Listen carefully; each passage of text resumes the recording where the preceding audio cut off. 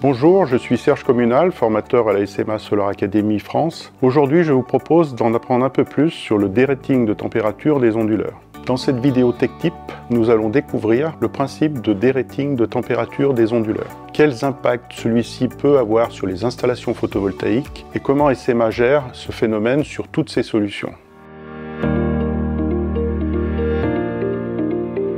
Dans une installation photovoltaïque en production, plus la température ambiante est élevée, plus l'onduleur chauffe.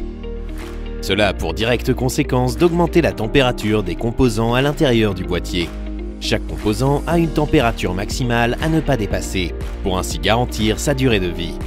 Quelle que soit la taille de l'installation PV, les conséquences d'une surchauffe des composants ou même d'un seul composant peut mener à l'arrêt complet du système, entraînant des pertes de rendement importantes. Pour éviter ce phénomène de surchauffe, tous les onduleurs intègrent un système de refroidissement.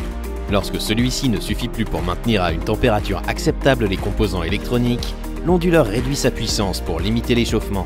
Ce phénomène s'appelle le derating de température. Depuis plus de 40 ans, SMA fabrique des solutions pour produire de l'énergie solaire et s'engage pour l'innovation, la durabilité et la qualité.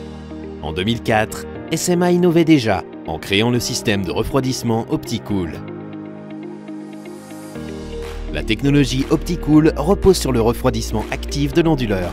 Lorsque les différents capteurs installés dans l'appareil mesurent une augmentation de la température, un système ingénieux de circulation de l'air dans l'onduleur est activé.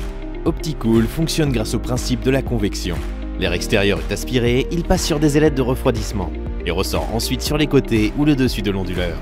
La performance d'OptiCool repose sur une gestion intelligente des flux d'air qui permet aux composants de rester dans la plage de température acceptable. Cette technologie assure que l'air extérieur, qui peut être humide, pollué, poussiéreux, n'entre pas en contact avec les composants. Prenons l'exemple de l'onduleur SMA Sunny Tree Power Core One. Le SMA Sunny Tree Power Core One fonctionne à pleine puissance, jusqu'à une température ambiante de 50 degrés. D'autres onduleurs sur le marché débutent le derating à des températures bien plus faibles. Connaître la courbe de derating de l'onduleur est un élément essentiel dans le choix de celui-ci.